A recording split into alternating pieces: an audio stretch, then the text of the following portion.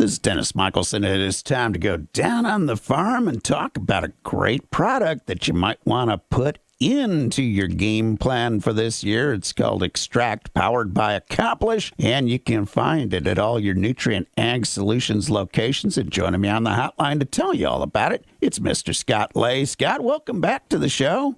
Dennis, always a pleasure, and as we eagerly await the start of spring planting season, lot to look forward this year with the high commodity prices. High commodity prices. Unfortunately, all the other inputs are going up in cost for producers as well, but that's why they need to take an extra look at Extract this year, because I think this might be something, if they're not using in their game plan right now, that will be giving them a very easy return on investment. Well, we certainly subscribe to that theory as well, Dennis. And it's not a well-kept secret. The price of NP and K among all crop inputs, herbicides, seed, and others are at record high prices. And again, we're not advocates of cutting corners. Plant nutrients are still the fuel that the crop needs to flourish and provide yield. But we believe our technology found in Extract has proven itself over the last 6 crop seasons to be a very consistent return on investment. And it's not about replacing your regular fertilizer game plan. It's just getting the most out of everything you put down. And that might allow producers, if they have to cut back a little bit on their fertility program without losing out on the nutrients that get to the crop. Yeah, you said it well. And it's as we like to say, sometimes the answer is not more fertilizer. And what we found with Extract, the technology found in Extract, it aids in that mineralization and release of nutrients that are already in the soil profile, that are in last year's crop residue, frankly, that any farmer's already paid for. So the object of the game becomes, how do you get more nutrients in a plant available form to provide that necessary fuel, if you will, to increase the yield. And we don't advocate reducing fertilizer rates. Obviously, at some point in time, there's a price to pay if that's the case. But human nature would dictate if anhydrous is $1,400 a ton and P and K are $1,000 plus, it stands to reason there'll be instances where the fertilizer rates are reduced slightly. And if that's the case, Extract's a nice way to be able to do that without sacrificing yield. And Extract has a tremendous track record in university studies. And, it shows a gain no matter what the fertility program is, which is what I think is really a good key to seeing it actually work in the field. That's very well said. It's again, we've had the product out for 6 years. This year, in 2022, we'll treat approximately 2 million acres. And you don't get to that level if it doesn't provide consistent results. Over those last 5 or 6 years, through the university trials you referenced, we've seen an average increase of 10.1 bushels per acre in corn. And in soybeans, when it's employed on soybean acres, an average of 4.2 bushels per acre positive response. So the results speak for themselves, and again, that ROI is very consistent at the end of the day. And one of the big factors in that ROI is they don't have to make another pass to put down Extract. That's true. Extract 98% of the time is applied with a pre-emergent herbicide on corn or soybeans, and or in corn acres, if you're applying your pre-herbicide with a UAN or liquid nitrogen application, that Extract fits nicely in those applications, to where, as you said, we're not asking folks to change their practice. We're just asking folks to employ this technology to get more miles out of those nutrients that are already held in the soil. What I like about what you guys have done over the years, Scott, is testing at so many different universities on so many different kinds of soils, so many different seasonal variations to the different parts of the country. You've gotten a good idea to understand this track record of Extract, no matter what the weather, no matter what the soil type.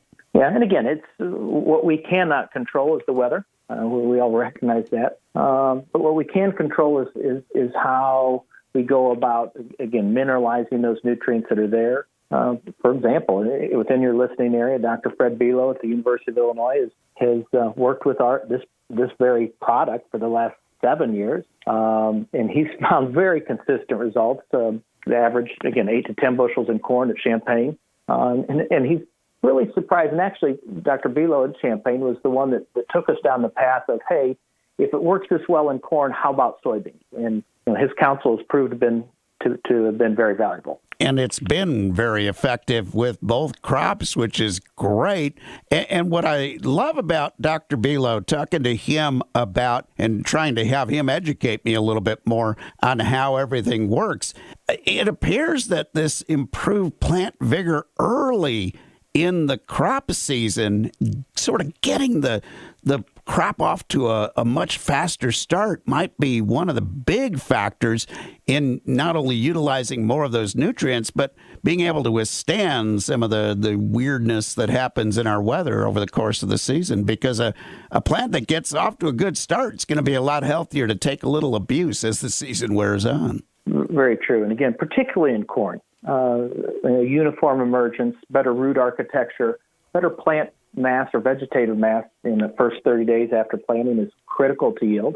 In soybeans, it's a little different, where yield is more determined later in the physiological life of that plant. But again, even with soybeans, the ability to release nutrients throughout the course of that season makes for a healthier plant.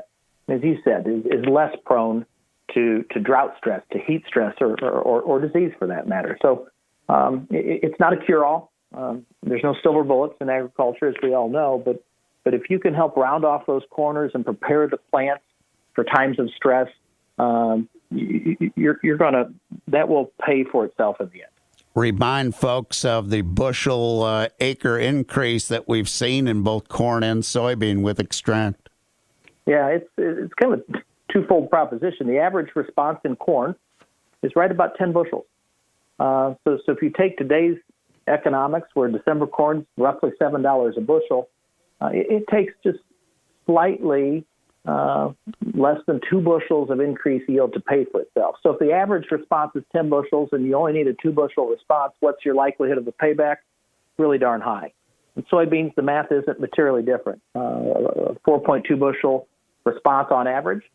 Today at $14 soybeans, it's less than a bushel of soybeans needed to pay for the purchase of Extract. And again, that ROI on a per acre basis roughly translates to, on average, $45 to $55 an acre, depending on the price of the commodity. Well, Scott, before we let you go, remind folks where they can go to get more information about Extract. You bet. You go to Agricen.com under the Agriculture tab. You'll find Extract. And on that, we have a lot of the summaries of the university trials we've referenced here in the last few minutes.